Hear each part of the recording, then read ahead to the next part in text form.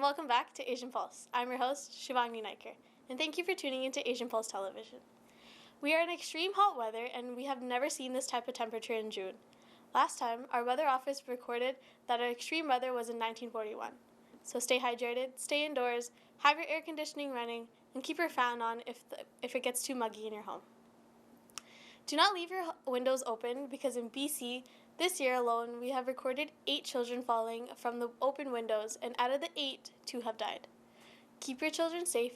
Window screens only protect bugs from coming inside, but it doesn't protect your child from falling.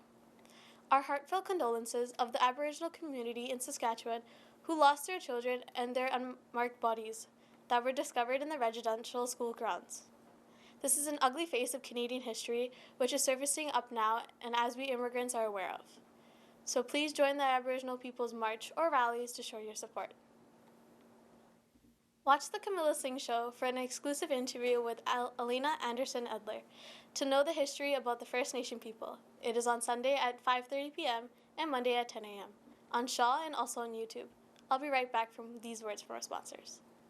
I understand how important it is to have a place called home, and it's frustrating using your hard-earned money on rent.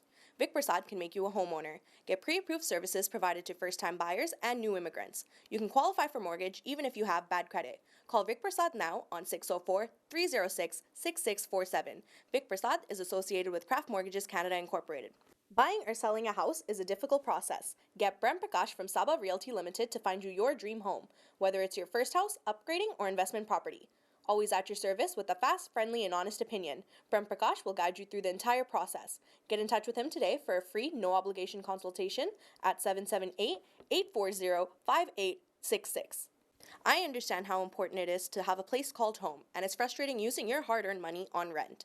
Vic Prasad can make you a homeowner. Get pre-approved services provided to first-time buyers and new immigrants. You can qualify for mortgage even if you have bad credit. Call Vic Prasad now on 604-306-6647. Vic Prasad is associated with Craft Mortgages Canada Incorporated. It is our extreme pleasure to introduce David Greywell, who is here in our studio today. He ran for the Liberal Party in our election from Vancouver Fraser Review. Have a look. Hello, you are watching Asian Pulse, and today my guest is David Greywell. As you all might have heard his name in the newspaper, in the media.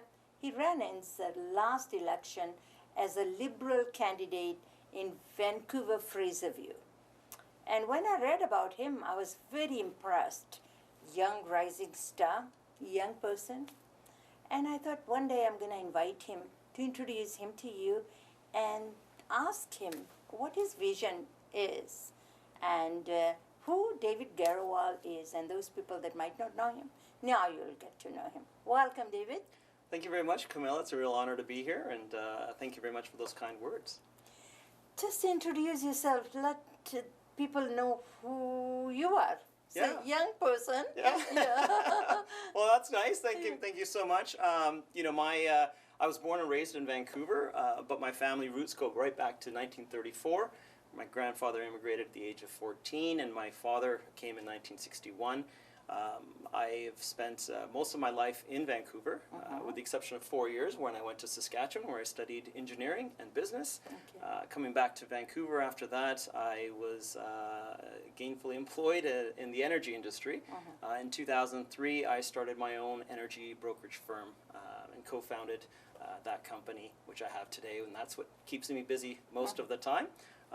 Love the outdoors. I'm an avid skier and love camping and the natural, the wilderness and the natural world around us. Are really something that. So you said something too, that your father came in 1961.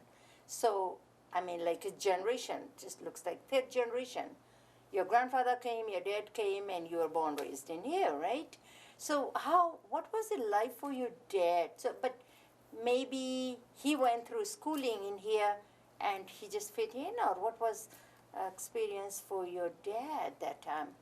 Yeah, I often... Being a man of color or being a South Asian man, that's what I meant, yeah. You know, my father, his experience was very different than my grandfather's experience. Right. 1934 and 1961 seemed like two completely different worlds.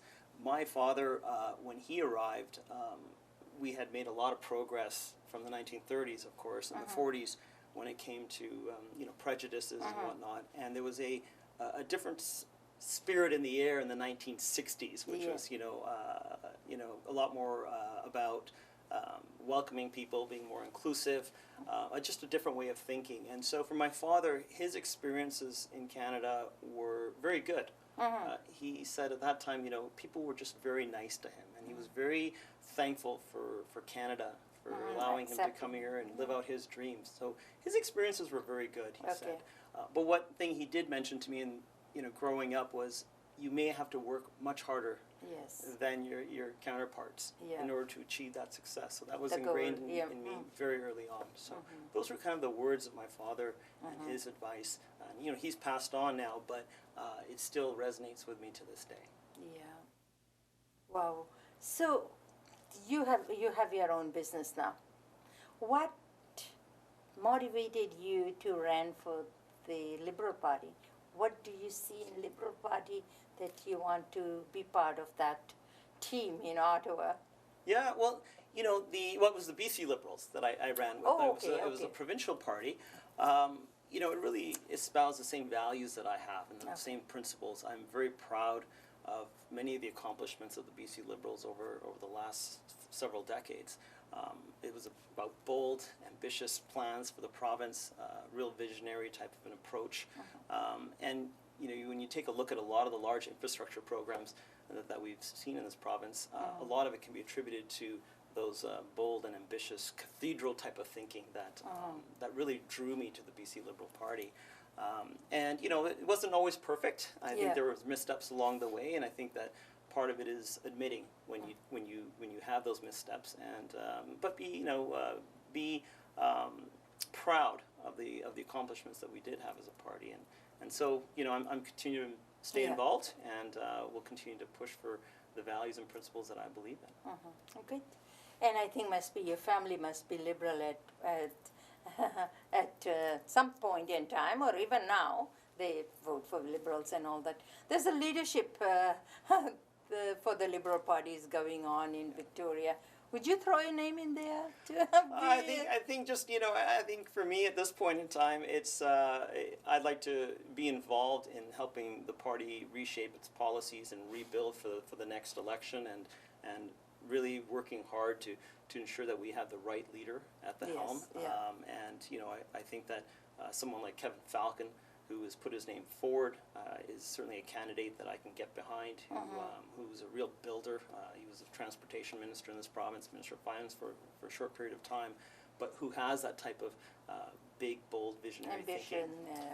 Real cathedral-style thinking that I think we need to have in this province. And it'll benefit everyone. I think that there's a real focus on addressing where the BC Liberals went wrong, and I think a lot of that stems from a lack of understanding of what families were looking for in the last election. And so I think by retooling, rebuilding, I want to be a part of that process. In terms of running again an election, it's we just got out of an election, so I'm sure over the next few years I'll be thinking about it, and it just depends on time goes so fast. Yeah, time really goes very fast. In 2024 maybe the provincial election will be called, so it's not that far away, because we have been under pandemic for 2 years. So what are your strengths? If you become a MLA, what are you contributing? What are your strengths to be giving it to the party, or to your constituents for that matter? How are you will be representing them? Well, for me, I'm one of those folks that doesn't always say that I have all the answers, but for me, politics is about asking the right questions. It's about working with people across the aisle, trying to build consensus. It's about reaching out to different communities, trying to understand what are the issues on the ground, consulting, that engagement process. It's very important to me. Of course, I bring my own ideas and my own vision, but you have to take into account the interests of the community. Vancouver-Fraserview is a real honor to run in that riding, because it's the most diverse riding, one of the most diverse ridings, both ethnically, culturally, linguistically, in the entire province. And understanding a riding like Vancouver-Fraserview, once you've figured that out, you can figure out a lot of, you can figure out where other ridings are going with increasing diversification, demographical changes. So I think for any party to understand Fraserview is to understand where British Columbia is going as a province. So for me, it's all about engagement and understanding and taking that more of a consultative approach to governing. That's really important. When I was reading your bio when you were running, to me it was like a new kid on the block and so young, and I never had your name before, and I'm pretty sure that the people in Fraserview were not, didn't, I mean, there are people that have run once, twice, 3 times, 4 times, so at some point you always get to know more and more people. But your name, but you did very well. That's what I want to say. That even running for the first time and in a diverse community, you got quite a few votes in there.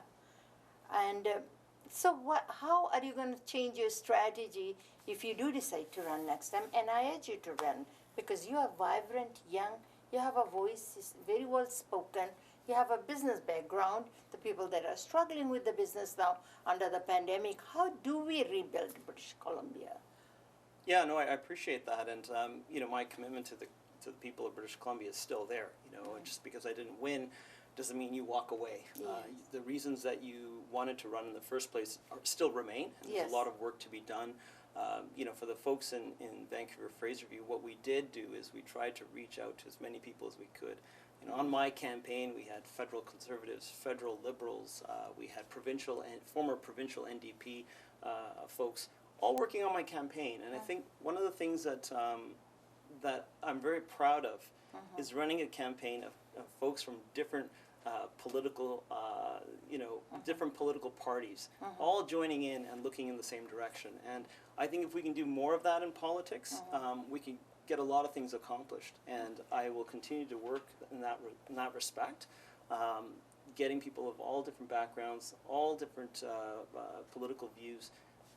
It's when we get people together in the same room that we can actually get some great ideas, and we realize that we have actually more in common than we have differences. And so by doing that, continue to reach out to folks, continue to build the brand and what I stand for. I think we'll get there. We had a little bit of a setback with respect to a snap election call. It didn't give us the runway or the time to really develop that outreach into the communities.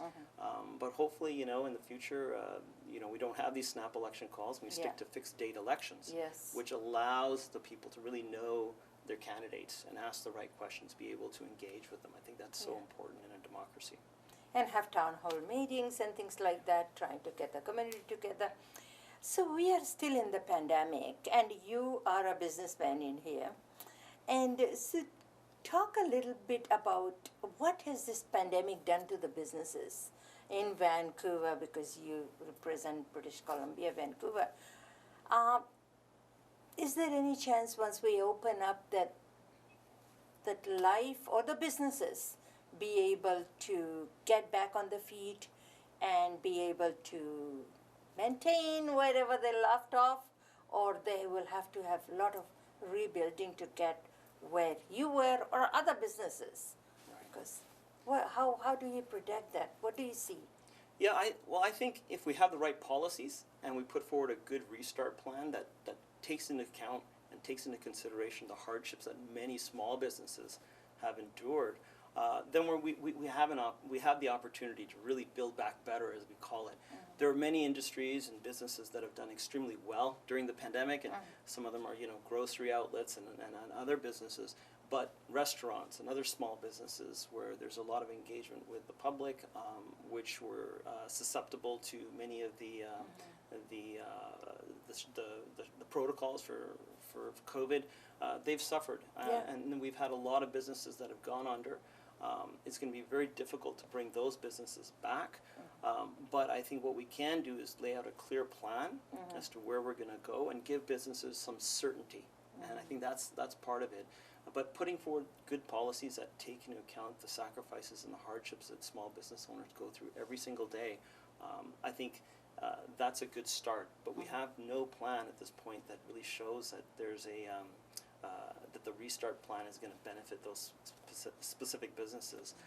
The tourism sector is another sector that has been hit very hard, And with the recent announcement by the U.S. government that they will be circumventing British Columbia, is going to cost our economy a significant amount of money, and particularly in Vancouver, in the Yes. West End, Gastown, and other areas where tourists are coming to. All the businesses were surviving on that. That was my next question I was going to ask you.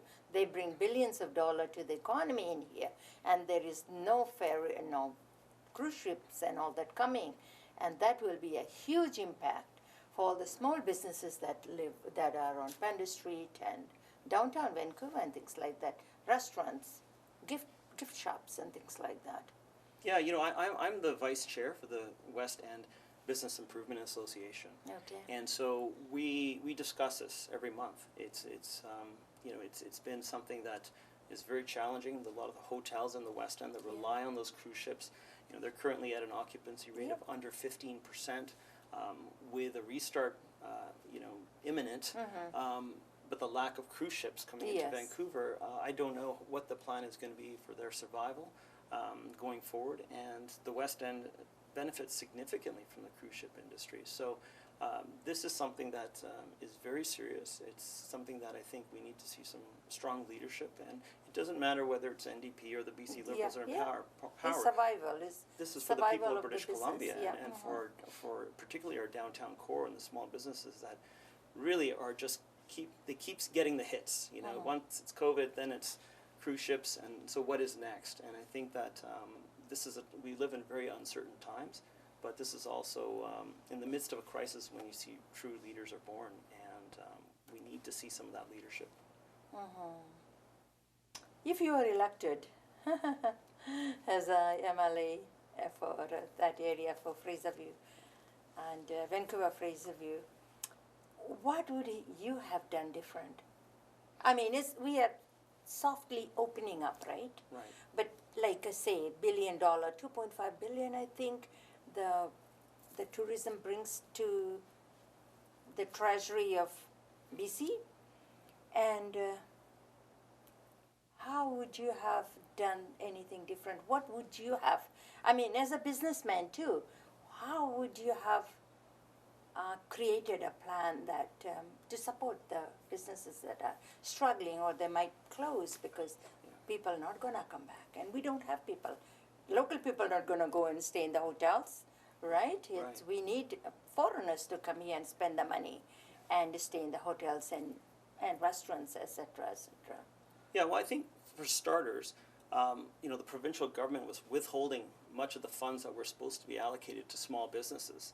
And they continue to, the rollout of those funds to small businesses has been delayed time and time again. And so when businesses needed the most, they weren't receiving that support that was already allocated in the budget.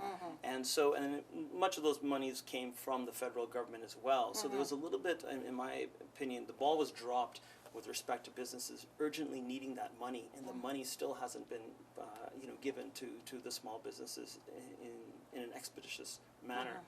With respect to the cruise ship industry, I think one thing is that we cannot be viewed as being naive.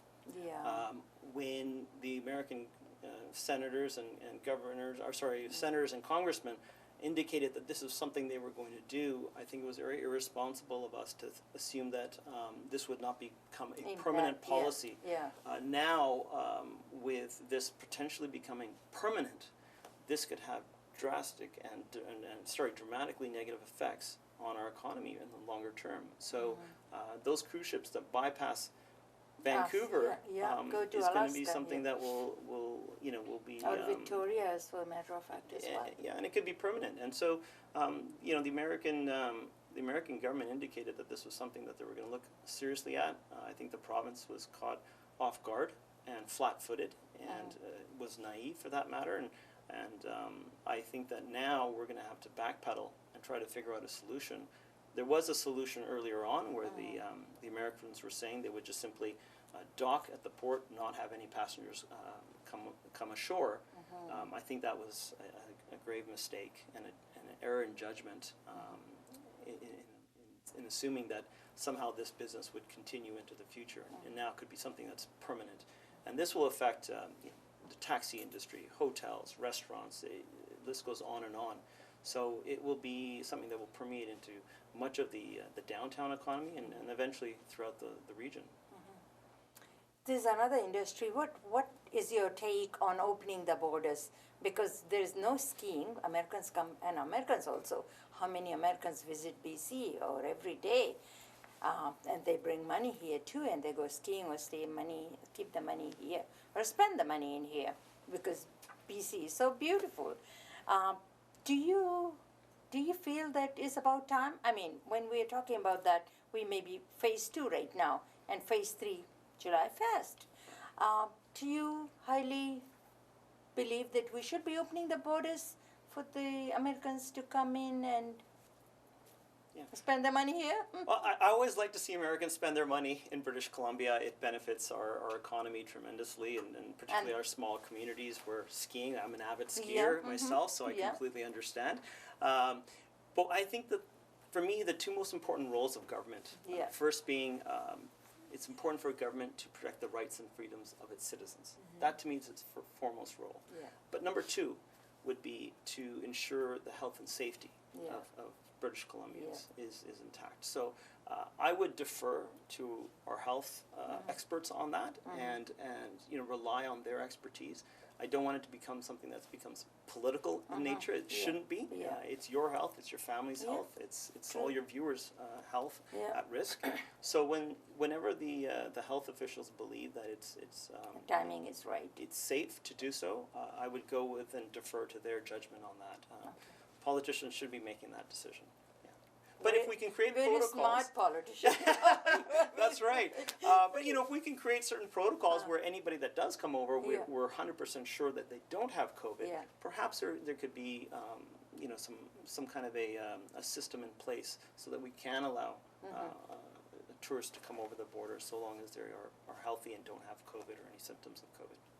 And there's got to be checks and balances in place to make sure anybody going this way or that way have 2 shots already, because that's the only thing we have in our control right now. That we don't have any magic wand to do anything or step the virus gonna be gone. We don't know. No. But as long as we have both the shots, and 75% people have got the second, or at least 1 dose, and hopefully that very soon in future people will be thinking about that and maybe having the next dose as well. So you're free to travel, interprovincial, outside province. So last word. What should I say in my final words to the public? Well, I certainly hope that, particularly for young people that are looking to get into public service, I would provide maybe some advice for them. And that is, if you're going to enter public service, do so because you have a set of convictions and values and principles, and don't waver from them. And I would also say that know your reason why. Okay. Quite often when you ask people why they're running, they don't know why. And I would say, as my father said to me in a text message when I decided to run, he said 4 words, and he said, always maintain your integrity. Good luck with your future endeavors. 50 Women of Options is raising funds to build 100-bed low-cost housing for women who are fleeing abuse, homeless, or that need support. You can go to their website at 50womensofoptions.ca to make your donation, and you'll be given a tax-deductible tax receipt from Options Community Services Society. The Youth Summer Program 2021 has an exclusive 6-week online program dedicated to helping our children during summer break. This is taking place on July 5th to August 13th, Monday to Thursday from 11 to 2 p.m. Register at www.ihsan.ca. Mindful Self-Compassion is an advanced-based training program designed to cultivate the skills of self-compassion. It's taking place on September 20th. It starts at 6:45 until 9 p.m. for 8 consecutive weeks, except for Thanksgiving Monday. To register, go to www.compassionsinspireshealth.com. If you're planning any events and would like to promote it on our show, you can send it at asianpulse@gmail.com. Please don't forget to watch The Camilla Singh Show on Sundays at 5:30 p.m. and Mondays at 10 a.m. Fijian Focus on Tuesdays at 10 p.m. and again at 4 p.m. on Sundays. VT Vibes, our youth show, on Thursdays at 10 p.m. and again on Sundays at 4:30 p.m. All our shows are aired on BC and in Alberta time. Keep watching these shows and please call us with your feedback. We have run out of our time. I hope you enjoyed the show as much as I did bringing it to you. If you have any comments or suggestions, please email us at asianpulse@gmail.com. If you want to be a support on our show or become a sponsor or to promote your business, please let us know as well. Before I leave you with these thoughts. Grief never ends, but it changes. It is a passage, not a place to stay. Grief is not a sign of weakness or a lack of faith. It's a price of love. Unknown author. If you have missed Asian Pulse, you can watch it again on Thursdays at 8:30 and Saturdays at 5:30 p.m. And again on Tuesdays at 3:30 a.m. Our show will be uploaded on our YouTube at asianpulsetv. I'm your host, Shivangni Naiker, signing off. See you all next week. Stay cool, stay hydrated. Keep your eyes on seniors in your circle. Bye for now. सभी को नमस्ते, सलाम, आदाब, सत श्री अकाल, वाहिगुरु जी का खालसा, वाहिगुरु जी की फतेह। तो आप देख रहे हैं अभी बहुत हम इंतजार कर रहे थे, अभी मौसम अच्छा होगा और सूरज के दर्शन होंगे। तो सूर्य ने तो ज़्यादा दर्शन देना शुरू कर दिया है और अचानक हीट वेव जो है इधर वैंकूवर के इलाके में काफ़ी ज़्यादा है और टेम्परेचर 30 डिग्री को पार कर रहा है। अच्छी बात है। और जो मौसम है ये बदलता रहेगा। जो हीट का जो असर है ये छोटे बच्चों के और जो हमारे बुजुर्ग हैं 65 प्लस उनके